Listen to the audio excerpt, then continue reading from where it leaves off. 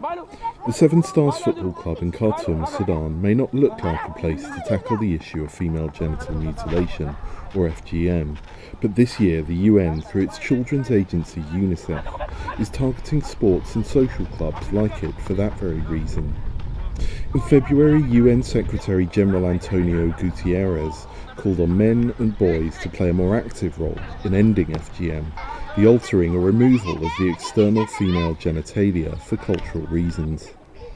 The practice, which is a human rights abuse, has traditionally been seen as something discussed only among women.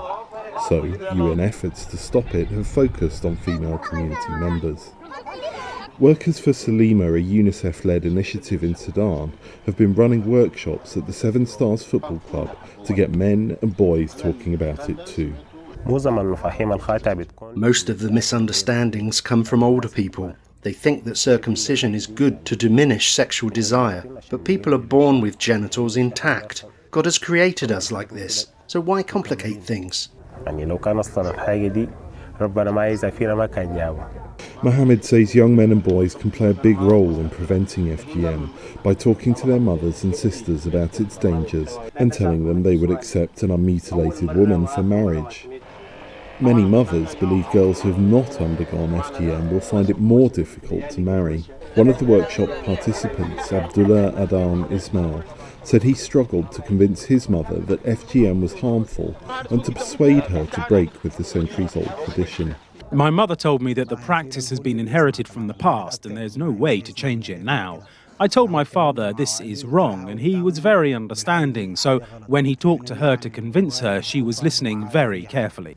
According to the World Health Organization, 87% of Sudan's females aged 15 to 49 live with FGM. The UN is hoping to end the practice by 2030. UNICEF says FGM, which can be traced back to ancient Egypt, has been hard to uproot in Sudan. The Salima workers say, however, that they are even finding success among more conservative older men. Members of this social club told VOA that because the practice was something only discussed and carried out by women, they knew very little about it.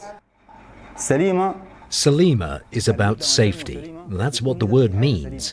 And safety is about how the girl herself can be safe without circumcision or being forced to marry under 18.